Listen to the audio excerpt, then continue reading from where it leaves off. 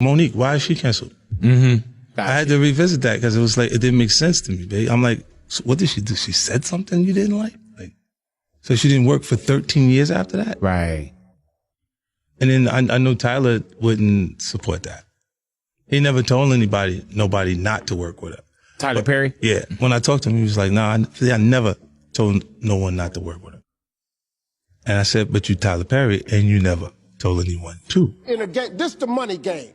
This ain't the black man's game. This ain't the white man's game. This is the money game. But we in the money game. And you cannot sacrifice yourself. The best thing you can do for poor people is not be one of them. You cannot help them. We're in the money game. But let me tell you what the game is before the money game. Like before the money game, it's called the integrity game. And we've lost the integrity worrying about the money. Then Tyler Perry and I had a conversation at the Hoodie Award. At the time, it was called the Hoodie Award. When they were trying to get me to go do all of this press internationally. And for those that don't know, who put on the Hoodie Award? Steve Harvey. Buckle up, folks, because 50 Cent has just entered the conversation, and he is allegedly tearing into Oprah for trying to cancel black actresses. For years, 50 Cent and Oprah have been cooking up a cold stew of a feud, but things are getting heated real fast right now. 50 is dropping bombshells about Oprah, exploiting black actresses working under her, and is making connections to one of her puppets, Steve Harvey. We've known for years that Oprah and Steve both built an empire of their own, but never really questioned the close bond that they have with each other and what kind of stuff they do behind the scenes. And as it turns out, Harvey has been working under O's order to keep the other talents at bay. 50 himself allegedly hinted on the matter, so stick with us as we break down the whole fiasco for you. At this point in time, you all might be aware of the whole Taraji and Oprah thing that went down. Well, it was mostly Taraji exposing the injustices she had to face while working under Oprah on the movie The Color Purple. Things have not been the same since Taraji decided to out Oprah. The projects on her table are allegedly getting canceled, and opportunities have been avoiding her lately. Now 50 Cent has come forward, exposing that it is actually Oprah who has been pulling the strings behind the scenes to punish Taraji for being rebellious. This whole situation has boiled over, causing a hot mess. I'm just tired of working so hard, being gracious at what I do, getting paid a fraction of the cost. I'm tired of hearing my sisters say the same thing over and over. You get tired. I hear people go, you work a lot. Well, have to. The math ain't mathing. We know that 50 Cent has been trolling the status quo for years, raising his voice against the Hollywood mafia that wants the artist to get the shorter end of the stick. And right now, he has stood up with his fellow entertainer, Taraji P. Henson. Not only did he shake the world by telling Taraji to drop the people who don't value her, aka Oprah, but also went ahead and gave her a working opportunity. He just reached out to Taraji via Instagram and said, since people were trying to steer clear of Taraji in these turbulent times, people thought that he wasn't serious about the offer. It's quite strange because 50 has always stayed true to his word if we look back at his track record. But according to Jill Monroe, 50 was so serious about his offer that he allegedly discussed the salary of Marie J. Blige, who worked with him on Ghost. He was being BSing about working with Taraji. He said until he told them what he made stars pay the real Mary J. Blige to be on Ghost.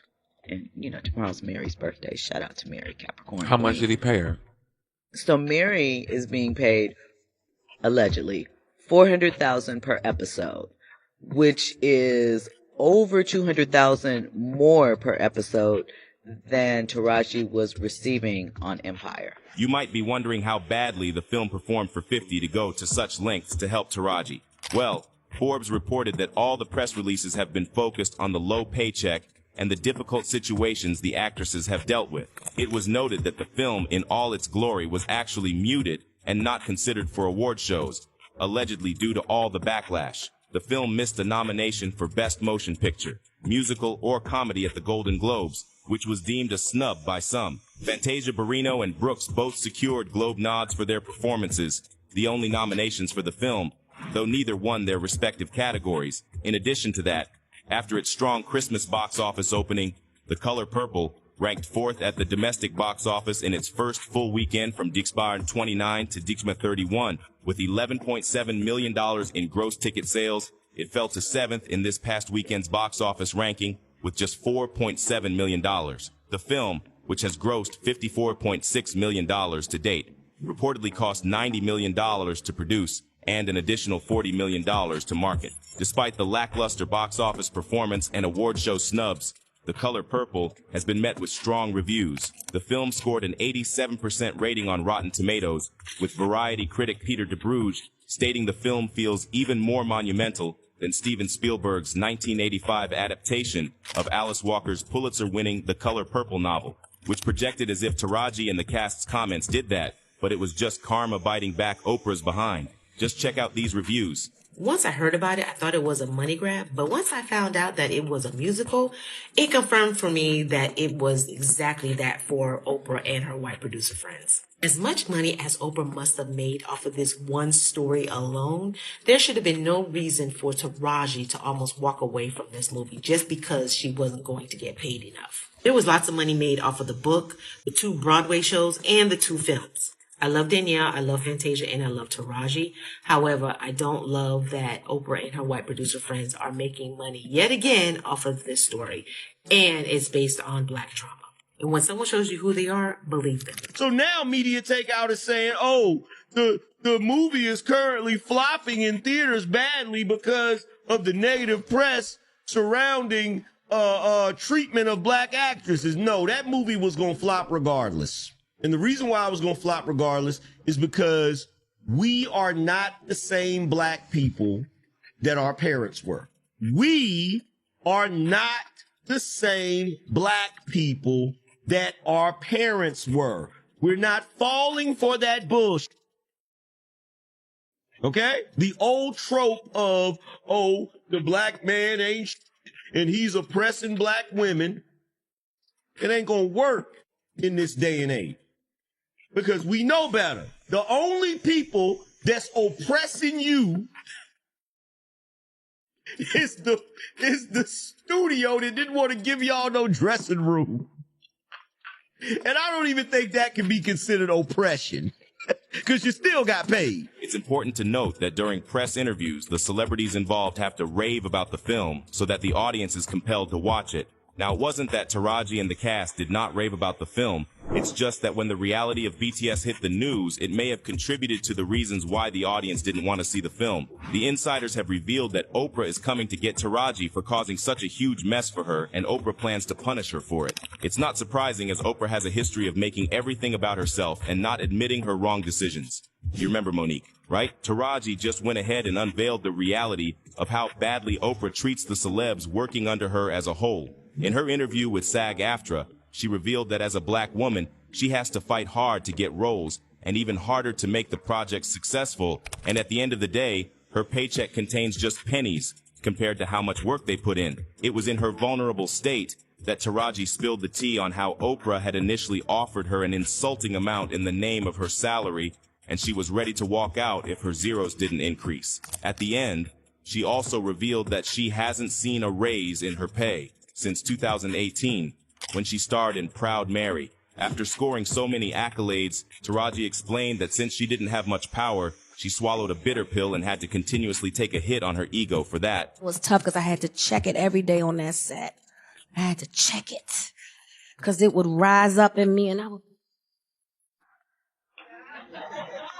Henson expressed that she felt disrespected and devalued by Oprah, whom she considered a mentor and a friend. She alluded that she was tired of the racism and gender bias in the industry. Her allegations have sparked a huge controversy and backlash against Oprah. Many fans and celebrities have expressed their support for Henson, who has been nominated for an Oscar, a Golden Globe, and several Emmys for her roles in films like The Curious Case of Benjamin Button, Hidden Figures, The Karate Kid, and TV shows like Empire and Person of Interest. The acclaimed actress indicated on the People Everyday podcast that she has even considered leaving the States in the wake of all the injustices. She said, "I'm really considering getting up out of here, leaving and living in another country. That's something that comes with 50. You get tired of fighting. I'm tired." Although Taraji did well, raising her voice against the discrimination she has faced, some people hinted that she should have waited after the release of the movie, but it would have been too late at that point. But fortunately, 50 decided to step up and help his sister in need, just like he did all those years back for Monique. For those who don't remember, there was a whole different fiasco years ago when Oprah slammed and blackballed Monique for not promoting her film Precious for free. But you see, Oprah and Monique weren't always banging heads. Growing up, actress and comedian Monique looked up to Oprah Winfrey, knowing that they came from similar backgrounds, both growing up in unhealthy homes. Monique held Oprah in the highest regard and aspired to be like her in her adult years. She even met the iconic television host in her childhood and told Oprah of her aspirations herself. However, things started to take a turn when Precious made it big, and Monique received an Oscar for her performance in 2010. An invitation was extended to Monique by Lee Daniels and Oprah to attend the Cannes Film Festival. Being that Monique was finally entering a few days break after working for a long period, she respectfully declined the invitation. The last-minute gesture would mean that she would have to drop everything to fly out to the event within a few days,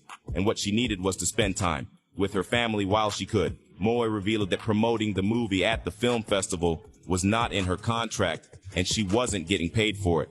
So she was left with a choice: go work for free for a couple of days, or spend the time with your family in the few days you have off. Well, I know what I would have done. In an interview with THR, Moe stated, as I explained to Oprah Winfrey, I said, Oprah, I'm doing a talk show. I'm doing a comedy tour. I have a husband and I have babies. I have a little bit of downtime and I'm going to take advantage of it. So I'm not going anywhere because I'm not obligated to go anywhere. I've done my part. So we mutually agreed to disagree. Tyler Perry then decided to chime in and try to persuade Monique to come to the festival to promote the movie. He allegedly tempted her by painting a picture of her future of how she would make $3 to $5 million in her next movie if she won an Oscar for Precious. But that would only happen if she promoted it at the festival. To which Moe responded, she needed to get paid for it. Doesn't matter where the money come from. I said, what I cannot do, Tyler, is work for free.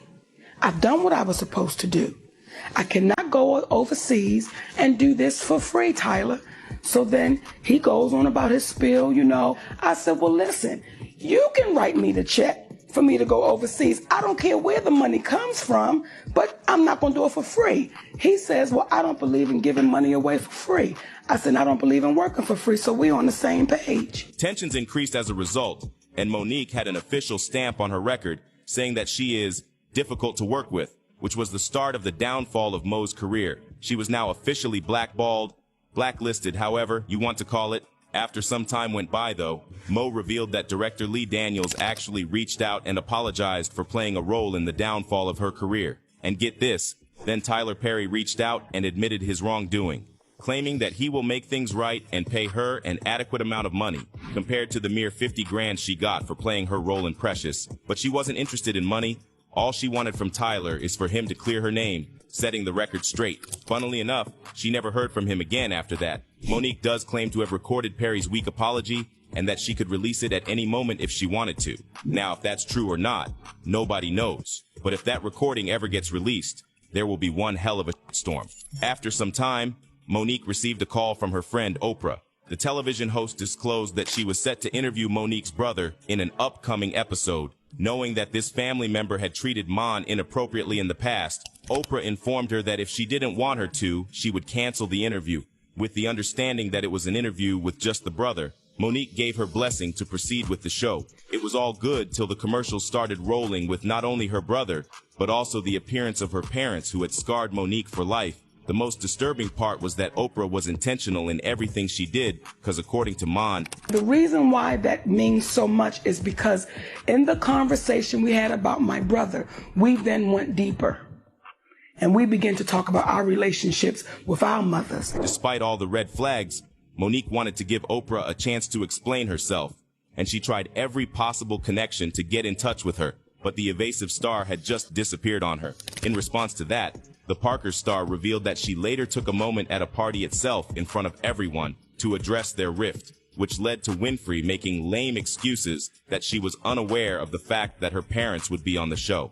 In addition to that, she still threw a non-apology on Mon's face by allegedly saying, I'm going to look into your mother and father being on the show because I didn't know anything about that. If I've done anything to offend you, I apologize. But interestingly, her so-called minion, Steve Harvey, suddenly decided to bash her for standing her ground in front of the status quo. While Monique was facing a cold shoulder from the industry, Harvey decided to go on air, insinuating that Monique had burned the bridges herself after refusing to dance to Oprah's tune. Oprah Winfrey, you know what you need to do, and stop hiding behind what you call was negative comments, what you call, oh, I don't even deal with things like that, because what people are beginning to do is see you for who you are. That's not all. Harvey tried his best to portray Monique as a grudge-holding person over something insignificant. He alleged that Mon nuked her career herself. To drive the point home, Harvey invited her to his talk show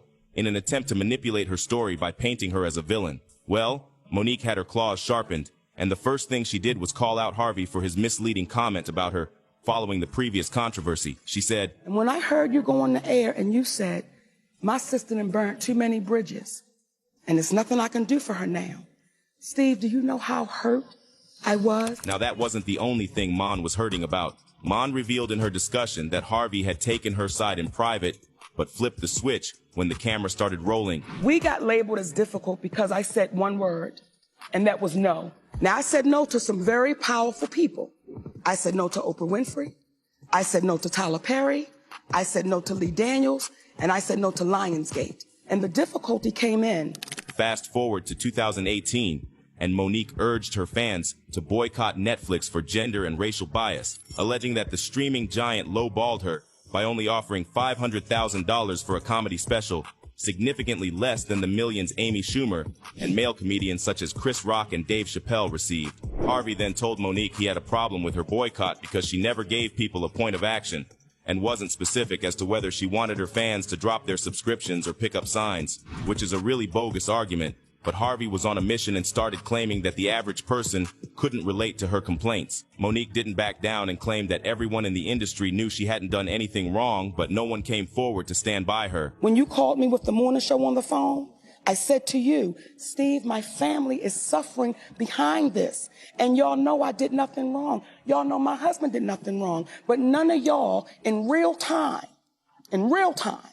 was strong enough to go publicly and say, we can't throw our sister under the bus. Now this was the time when Harvey faltered and admitted that what had happened to Monique was wrong. Begrudgingly, he revealed that Mon had been telling the truth all along, and she had indeed been blackballed. You might not believe it, but Harvey did turn against his alleged master and conceded that Oprah had done Monique dirty, and she should sincerely apologize to Mon.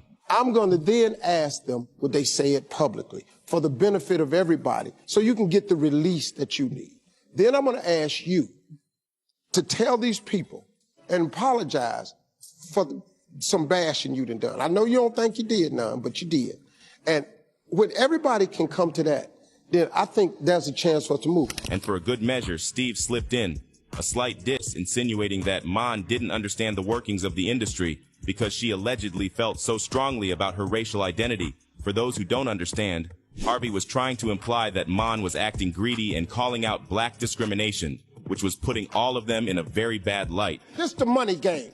This ain't the black man's game. This ain't the white man's game. This is the money game. But we in the money game. And you cannot sacrifice yourself. The best thing you can do for poor people is not be one of them. You cannot help them. But as you could guess, this was all just lip service, as no one admitted their fault. And in the end, Monique had to face the brunt of it. Fans are right beside Monique on this one, and they believe Harvey was trying to subjugate Mon in front of Oprah. Somebody can't use you when you're not also a part of the game. Steve gave Monique slave advice right there on his show in public. So we know what he is at this point.